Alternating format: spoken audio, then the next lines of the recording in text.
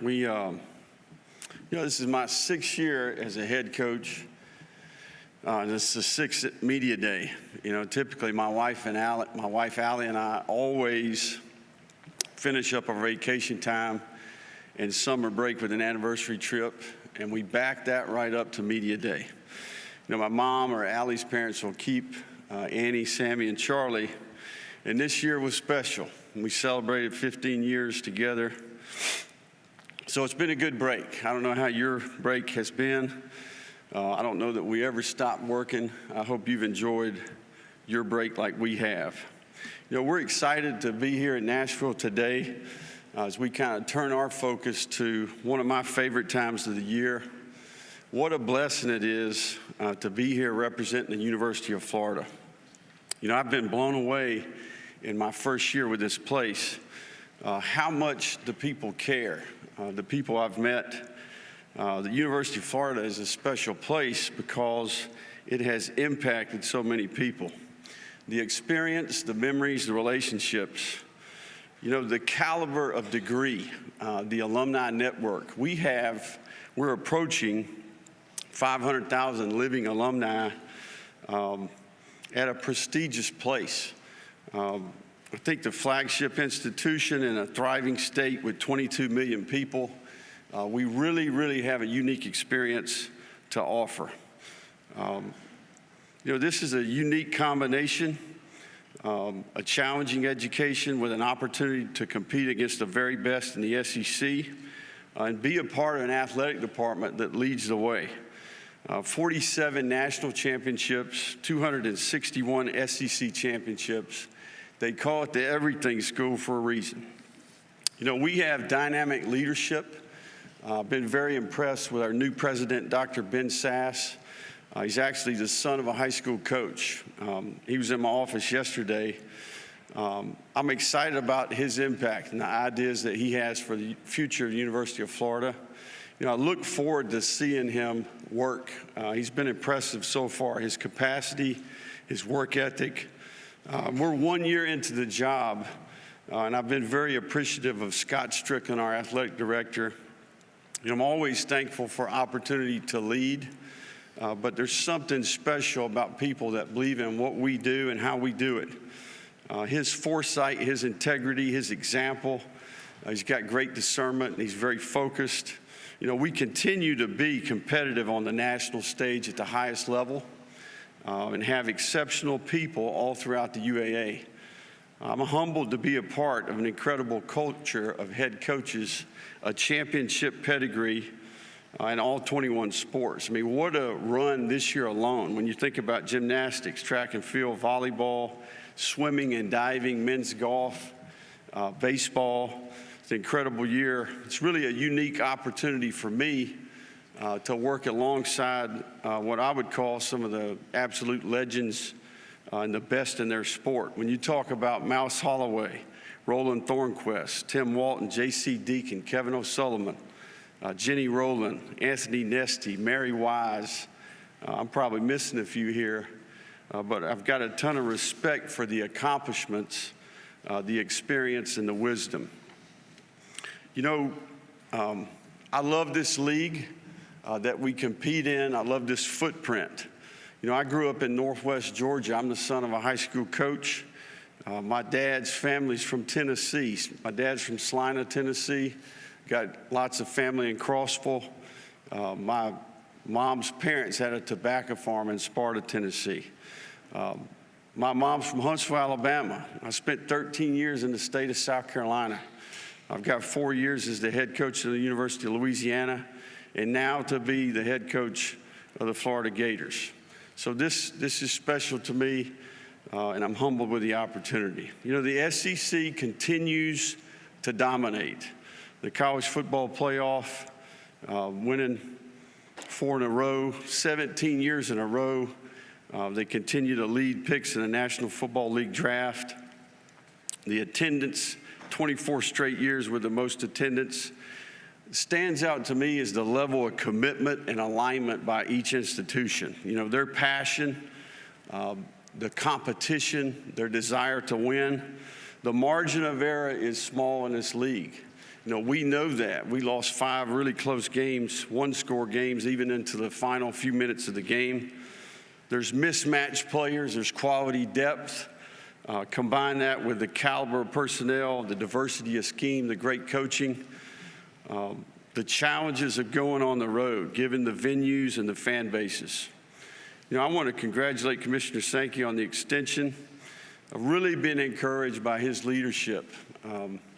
He's got an extensive staff, well-deserved, high-level decision-making, complicated problems. This guy's navigated a number of, I think, historic issues in a really unique era, and the SEC is positioned for success to continue that dominance. There's stability and great momentum headed into the 12-team college football playoff. Really excited about the player representation that we have here today with us. These guys are here because of feedback from their teammates in all parts of the organization. It's no accident that they're here today. Kingsley Agwakin's a 3-year starter at center. He's a COVID junior. He's an undergraduate degree in criminology last December, and he'll get his master's degree in December in tourism and hospitality. He's an SEC honor roll player, and he's from Jacksonville, Florida. Ricky Pearsall is a senior receiver. He graduates this spring in education sciences. He's an SEC honor roll member. He's from Chandler, Arizona. And finally, Jason Marshall is a true junior cornerback who's an anthropology major. He's an SEC honor roll member. He's from Miami, Florida. The most powerful tool that we have in leadership is example. And these guys are part of an accountability group going all the way back to January that has accepted that challenge. They embody our values. This group has integrity. They take great pride in being a great teammate. They're very disciplined in their approach. They've always been known for their effort. It's a tough group, and I think they've got confidence and belief as a result of a lot of hard work. People are never more committed than their leaders. These guys have a voice on our team. They've got great awareness. They're really intentional about their approach and their ability to influence other people. I'm excited about the energy and the attitude of this accountability group and these 3 guys and what they bring to our team. I think in January, we went through an extensive, detailed review of year 1 at Florida. As an entire organization, each individual, each department, what worked, what didn't work, how do we adjust, how do we adapt, how do we evolve? And we started the process of getting our 2023 team ready to go. This is a new group of players. We have a few new staff dynamics. But one of the things I'm encouraged about is we have 93% of our team was with us in January. We had 27 mid-year players. We've got a great group of veterans that have experience, that have wisdom from the past.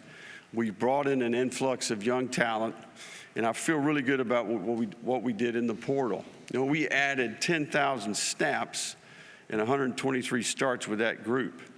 I'm excited about the compound effect of year 2. The consistency in process, the consistency in our systems. I think we've defined expectations. We've renewed accountability, and there's a different level of discipline, and there's a different level of detail as we work today. We've benefited from executing the entire offseason in our new facility. The Hebner football training facility has allowed us to be more efficient. We have great resources to offer our players. And we found that the players spend more time in the building, therefore they spend more time with each other, and it really has affected our team dynamic. One of the things we're not going to do with our team is we're not going to allow outside opinion or a creative narrative to define the reality for the 2023 team. The head ball coach, a Gator legend, Steve Spurrier, said it best when he said, "This is talking season." And the games are coming, and in the meantime, this group will continue to work like it's been working. We're in the week 7 of a 9-week program. It's important that we stay focused as we finish up and we transition into training camp. The next 5 weeks will be paramount for our football team. You know, I believe life's about people. I believe the game of football is about people, and it's important. This is our great game. You know, I always try to keep it in perspective. I loved to play this game. You know, this is a game I love to play. If I could keep playing, I'd continue to play. It's a game I love to coach. You know, I'm going to enjoy doing it. I'm excited to coach this team, this group of players. I'm proud of this group, and I'm looking forward to this coming year.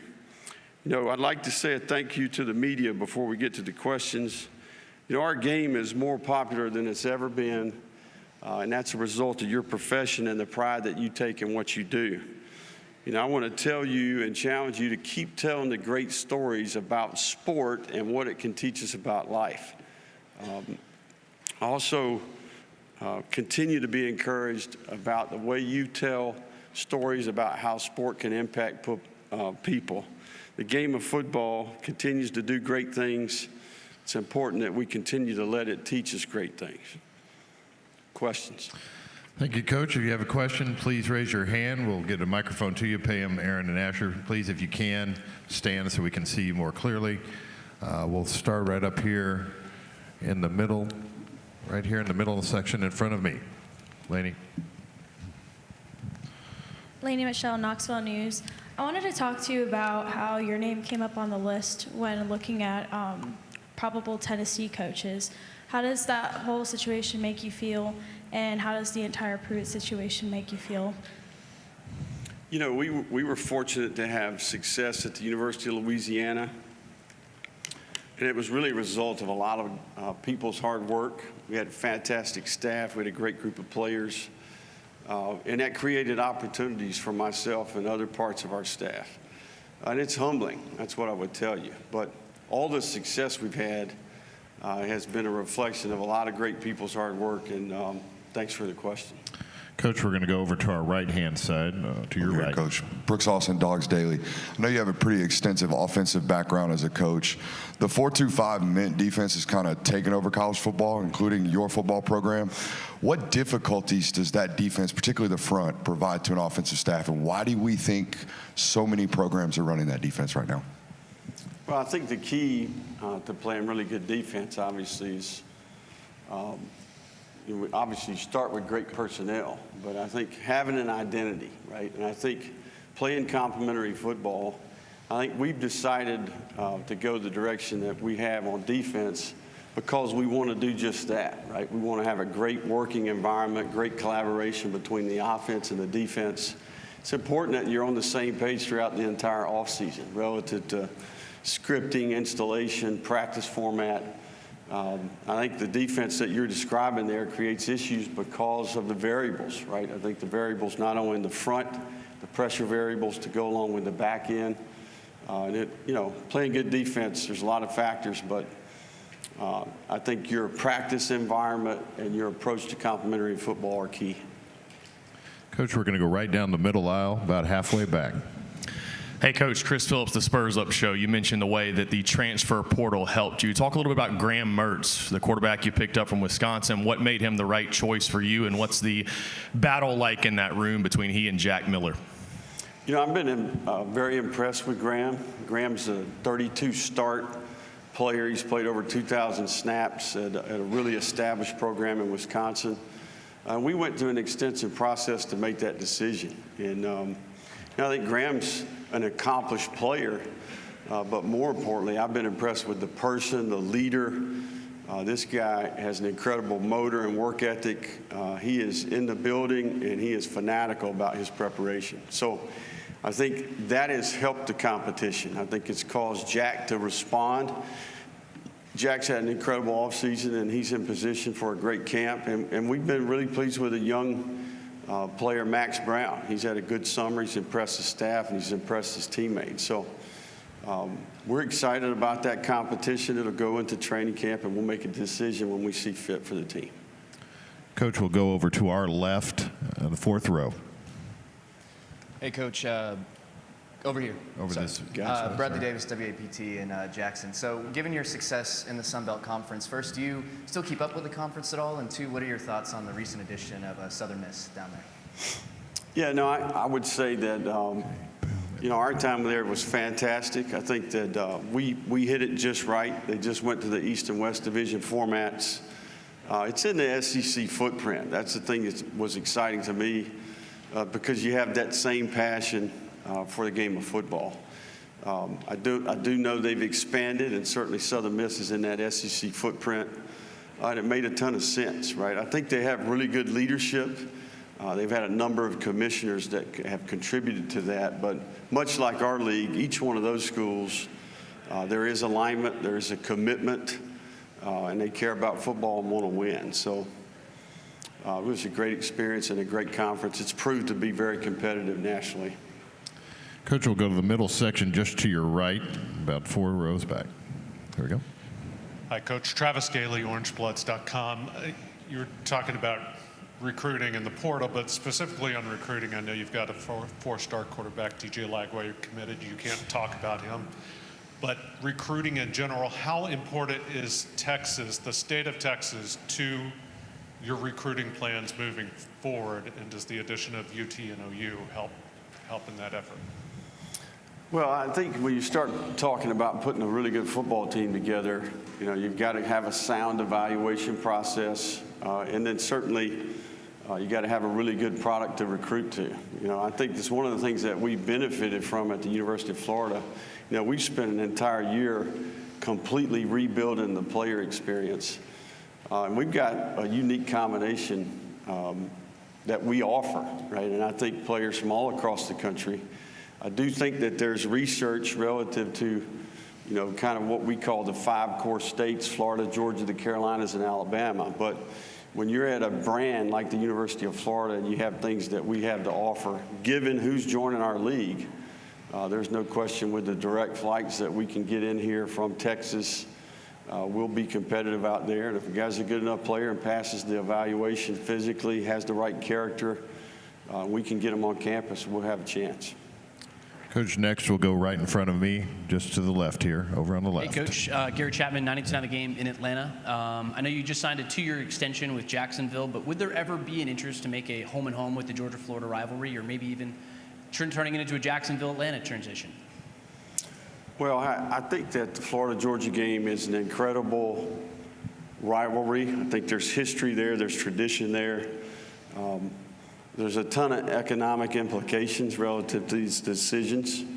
We're going to have to cross that bridge at some point due to the renovations in Jacksonville. But there's benefit to a home and home from a recruiting perspective, and I think there's also benefit from an economic standpoint for both athletic departments and institutions. So, right now we got 3 more years of the same model. I got enough grass to mow right now, so I'm going to focus on the things that are in front of me. Coach, we're going to go right in front of you. Bob, second row, right in front. Hey, Billy, Bob Holt, Arkansas Democrat. There's been kind of a trend with head coaches who were used to being play callers for a long time, turn that over to a coordinator. I think, and correct me if I'm wrong, you're still going to call your own plays. If that's the case, well, why do you want to keep doing that? And what do you maybe think about the trend of the other guys are getting away from that? Yeah, no, I think it's a relevant question. I think it was part of our evaluation, this offseason. I think like most parts of our organization and our process, we will improve in year 2. I think it's something that we'll continue to evaluate.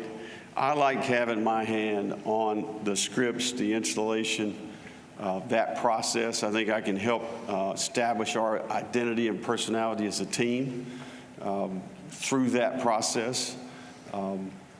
And I think if you get too far away from that, I think that there can be some things from a sustainable and repeatable part.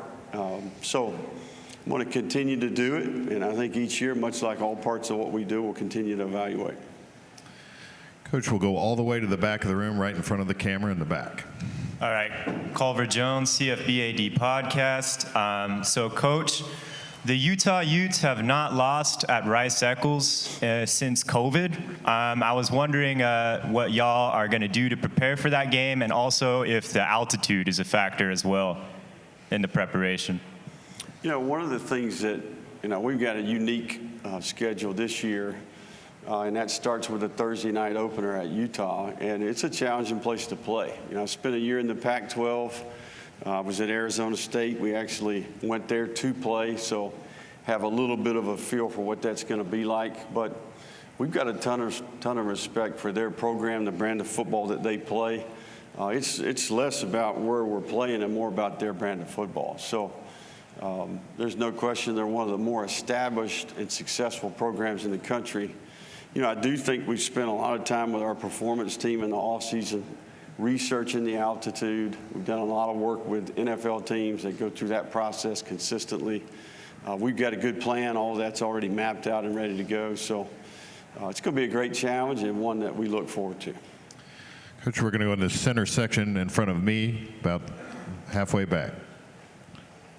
Hey, Coach, Mitch Gibbs, WGSO Radio. Appreciate you doing a couple interviews with me when you were at UL. Really appreciate that. So I got a two-part question. First, I want to ask you about the transition from that conference now to the SEC in your second year. And then, of course, the opportunity to play in Baton Rouge this fall at Tiger Stadium, Death Valley. Your thoughts on that? Yeah, no, I think I've had the transition question quite a bit. I think there's three really variables that were really a big adjustment. There's no question the pace of recruiting. You know, this was my first time at the Power 5 level with early signing period and how that has affected the recruiting calendar, right? The workflow, the evaluation process, the recruitment process. So there's definitely been an adjustment. I think year one to year two, we've made really good improvements in that area. I also think that heck of a year to take over a program, right, with the portal and the NIL coming to the forefront. Those were challenging, right? In particular, you're trying to establish trust in a really short amount of time, and those create a dynamic on your team that can be a challenge, right? So I think we've come up with really good systems to attack those areas. And I'm pleased with the progress that we're making. And again, each part of this, it's very fluid, and we'll continue to adjust and adapt as we go. But I'm pleased with the year one to year two transition relative to the recruiting calendar, NIL, and certainly the portal. Okay, we're going to go over to the right-hand side. Near out. Hey, Coach. Steve Moulton, WCZN from Huntsville, Alabama. Hope you're doing well. You've talked quite a bit about the portal, and that leads into chemistry, team chemistry. I know it changes from year to year. Does the portal make it difficult to read the chemistry of your team? And where do you think that your team chemistry is coming out of spring? You know, much like I described earlier, I think one of the things that we benefited from is that 90+% of our team has been there since January. We had 27 mid-year players. We did minimal work in the spring portal. But, I think it's a reality in college football right now, especially in the earlier stages of building a program. You're going to have to do work in the portal. Now, again, we want to continue to recruit the best high school players in the country and establish some stability from a roster management standpoint and do less work in the portal in the future, right? But there's no question it's an avenue to acquire a player. There is a chemistry dynamic, and I think you got to be intentional about all parts of building the team and that connection and that togetherness that's required become even more important. So I think you've got to be intentional in terms of the off-season program, the things you do throughout the spring semester, the summer training camp, and even in season to create those relationships, some of which can be in a short window of time. It's a great question. Okay, we'll go back down the center aisle, almost near the back. Hey, Billy, Zach Goodall with AllGators.com. You've spoken about the challenges with NIL in the past, having to really learn on the fly. In your position with having to change partnerships with a collective and just the challenges that you've seen over the past year. Could you reflect a bit on some of those and what you've been able to learn from that and ultimately the progress that you believe you guys have made there? Well, I mean, we've learned a lot. I think every head coach would tell you that. We kind of walked into an unprecedented time in college football, and there was no manual for it, right? So, and listen, this thing continues to change. There's a number of variables that contribute to that, but I can tell you at the University of Florida, I'm very pleased with where we're at. We've benefited from a group called Florida Victorious who has great leadership. I think the state laws have allowed us to go down a better path. I think we're benefiting from that. But we've got great leadership. Again, we're in a state with 22 million people. There's strength in numbers relative to NIL, and I think we've created some great opportunities through this organization that is doing NIL, I think, with class and integrity. They've got a very established process, and I think our players have benefited. And it's helping the Gators, there's no question about it. We have time for a couple more. We've got two in the back and the left-hand side, all the way in the back. Dave Schultz, 103.3, the GOAT from Lafayette, Louisiana. Coach, how can you incorporate the tight end more into Florida's offense? Dave Schultz, long time no see. You know, Dave, it's one of the areas on our team where we're young, right? I think safety and tight end are areas where we're going to have some good, young, talented players that are going to have to contribute to our team. So that is very much a work in progress. I am pleased with the growth we've seen this summer. We'll have some young players in that room that are going to have to play, but I'm excited about that group. And we'll continue to play the tight ends much like we played them in the past. Okay, we'll take one final question back in the same section. Rob Brown, Sideline Sports in Memphis. How much of what you learned coaching with Dabo Swinney at Clemson, Nick Saban at Alabama, that do you still use today, and how much of what you learned is obsolete in today's world?